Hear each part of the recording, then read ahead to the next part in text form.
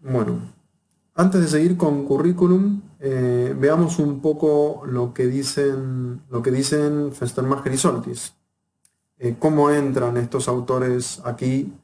Hemos hablado de Basabe y Coles, hemos mencionado a Daniel Feldman, ahora Gary Fenstermacher y Jonas Soltis, creo que son los nombres.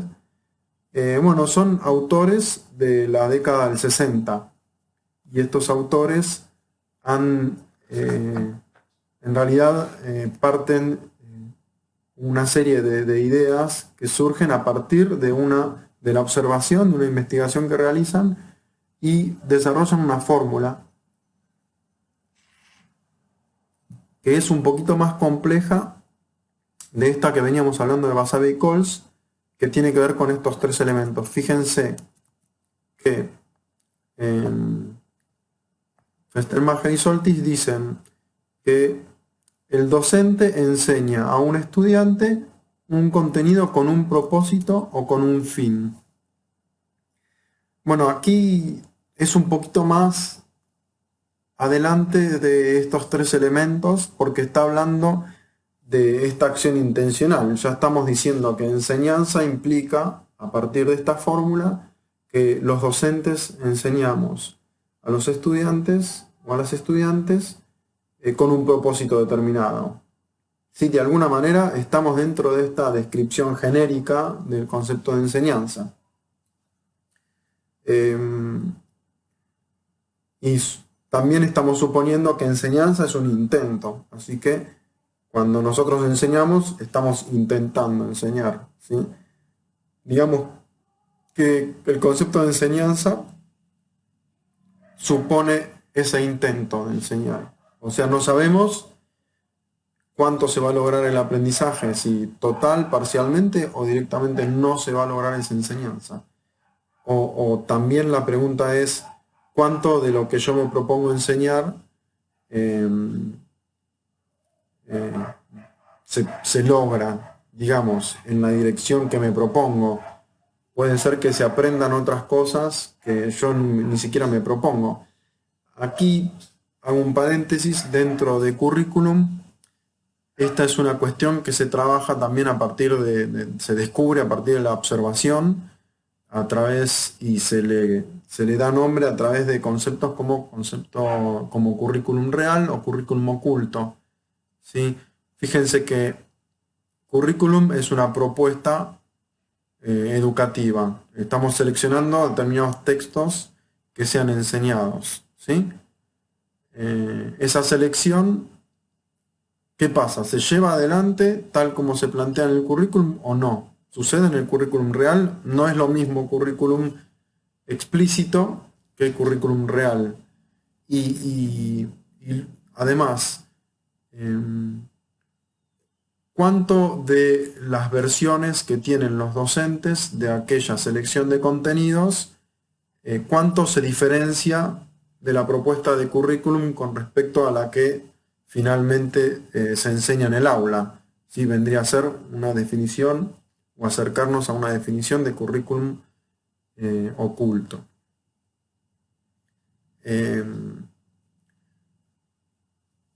Bien, esto es interesante porque el propósito del docente tiene que ver también con una lectura de la realidad. ¿Sí? La cultura no es una masa estática, no hay nada cristalizado. La cultura es una construcción histórica, ¿sí? Y esto es muy interesante que lo tratemos de percibir desde el comienzo cuando empezamos a intentar hacer una propuesta educativa, porque la perspectiva que nosotros tengamos frente a la vida, lo que nosotros entendamos por cultura, de alguna manera lo vamos a transmitir en el aula, ¿sí? Esto también es currículum oculto. Nosotros no somos del todo conscientes de cómo nosotros percibimos a la cultura, cómo nosotros nos desempeñamos en la vida. Si bien uno puede ser más o menos consciente, no tenemos pleno control de nuestra conciencia, de lo que nosotros percibimos, y tampoco somos conscientes de lo que los otros perciben de la realidad. Siempre hay una diferencia en las percepciones y aquí es donde entra también Brunner más que nada dentro de este debate, porque él una de las definiciones que va a dar, que es una definición muy polémica también, que tiene que ver con que con el planteo de que todo puede ser enseñado de manera eficaz, seria y honesta. ¿Sí? Es una definición muy amplia, por supuesto. Habría que ver qué es ser serio, ¿no? O sea, supongamos que ser serio significa que nosotros manejemos el contenido que estamos enseñando, que lo conozcamos, ¿sí? Que seamos, que tengamos algún conocimiento con respecto a lo que estamos pretendiendo enseñar y que además logremos reflejar ese conocimiento en la enseñanza. ¿Sí? No siempre, no siempre es fácil poder hacer una transmisión de un contenido. Y esto es lo que habla Daniel Feldman cuando dice estos mitos o estas aseveraciones que hacen o que se hizo a lo largo de la historia, en la ciencia en general, este supuesto de que las disciplinas contienen lo necesario para que sea transmitido. ¿Sí?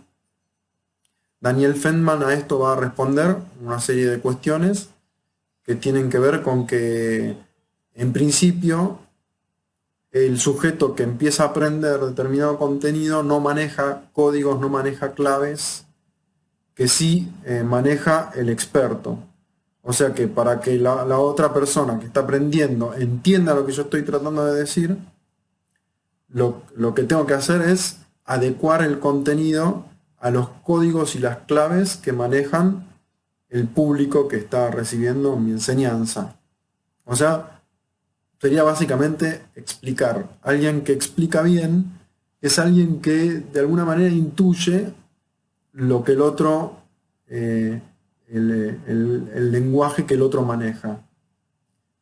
Adecúa el lenguaje experto al lenguaje, digamos, inexperto en alguna manera. ¿Sí?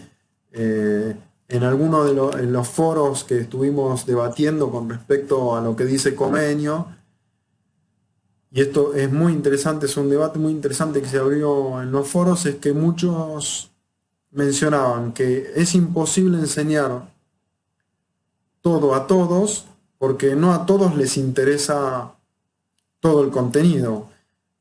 No porque a todos no les interese enseñar, aprender todo, es porque vamos a dejar de enseñarlo, digamos, ¿no? Siempre hay una resistencia por parte del aprendiz a aprender. Bueno, muchos de nosotros por ahí, si recordamos de chicos, nos hemos embolado de ir a la escuela, seguramente que hemos peleado por no ir determinado día o dejar de ir. Bueno, finalmente quienes nos encontramos hoy acá accedimos a seguir recibiendo esa educación hasta obtener nuestra acreditación, hasta recibirnos del nivel secundario, por ejemplo. Pero bueno, siempre hay resistencias a aprender. En parte la preocupación de la didáctica es que nosotros logremos borrar esas resistencias porque creemos que lo que estamos enseñando es importante y es útil. Entonces tenemos que lograr convencer a los otros de que lo que enseñamos les va a ser útil, les va a resultar. Por eso ponemos a disposición, o si lo vemos de manera macro, más sistémica, el Estado pone a disposición todos los saberes y bueno, hoy uno selecciona lo que quiere aprender. A medida que va avanzando el nivel de aprendizaje, digamos, uno puede seleccionar más, enfocar más lo que quiere aprender según sus intereses, según sus necesidades. Pero bueno, ahí está el todo, ¿no? Pero el todo también de Comenio se debate a partir del concepto de currículum. Me fui de Festermagen y Soltis, ya voy a volver. pero bueno, está bueno seguir esta línea de debate, esta línea de pensamiento, de reflexión, para hacer esta integración de contenidos. Cuando nosotros decimos todo, desde Comenio, lo que más estamos debatiendo ahí es desde el concepto de currículum. Y acá está bueno que hablemos de Alba, que hablemos de Dussel, que hablemos de Terici, son las tres autoras que tenemos para leer. Por ejemplo, de Alba menciona que currículum es una selección de contenidos en principio que busca responder a las necesidades sociales. Incluso busca resolver de diferentes modos la forma de comunicar ese contenido, ¿sí? Y aquí, cuando hacemos la selección de saberes, para cada sociedad y para cada época, acá intervienen además filtros morales, filtros éticos, ¿sí? Por ejemplo, la percepción de lo que significa democracia para la sociedad moderna es un filtro ético, un filtro moral, o el rol que juegan las creencias, en contraste con el rol de la ciencia, ¿sí? Bueno, son cuestiones que intervienen en las sociedades y que se seleccionan para que formen parte del currículum. Un ejemplo que me gusta mucho dar para entender este punto es el del paradigma de la perspectiva feminista, digamos, o de género, donde este paradigma viene luchando hace mucho tiempo para formar parte del currículum, digamos, ¿no? O sea, básicamente que las mujeres formen parte de la sociedad desde un rol más igualitario, ¿sí? Que haya igualdad de condiciones entre el hombre y la mujer. Bueno, este debate en los últimos años ha avanzado de una forma exponencial, porque no solamente estamos hablando de mujeres, sino que además hablamos de una perspectiva de la diversidad de género, de las identidades de género diversas, ¿sí? Entonces estamos hablando de que los sujetos de derecho, o sea, a este todos que hablaba Comenio, también se incorporan en las sociedades modernas sujetos que tienen identidades sexuales no heteronormadas, digamos, no binómicas. También se llaman intersex. Entonces, estas personas que no encuadran dentro de la sexualidad biológica, o sea, culturalmente no cuadran dentro de la sexualidad biológica, se conforman como sujetos dentro de la normalidad, entonces se conforman como sujetos de derecho, ¿sí? Y entre los derechos básicos, o no sé si son de tercera generación o de segunda generación, es el acceso a la educación. Así que fíjense lo importante que es que se ponga en debate la perspectiva heteronormada de la sociedad, que lo que logra es incorporar nuevos sujetos dentro de la sociedad con respecto a su... Y además forma parte del contenido, forma parte del currículum, a partir de la Ley de Educación Sexual Integral, que esto sigue en debate, por supuesto.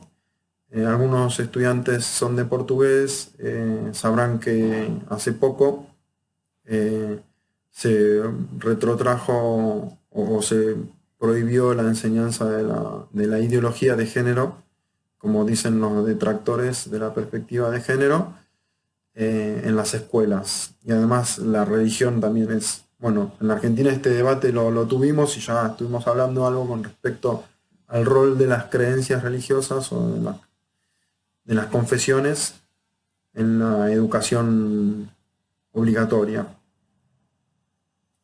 Pero bueno, en la Argentina, por ejemplo, a partir de la educación sexual integral y de otras leyes, como es el matrimonio igualitario y otra serie de leyes, eh, que esta perspectiva se incorpora al currículum, ¿sí? Desde De Alba, esto vendría a ser una especie de logro a partir de la lucha. O sea, los sectores hegemónicos no son los únicos que intervienen en lo que las sociedades consideran que es importante que sea enseñado, que se incorpore al currículum, ¿sí? Bueno, ya vamos 15 minutos, pasamos a otro video más.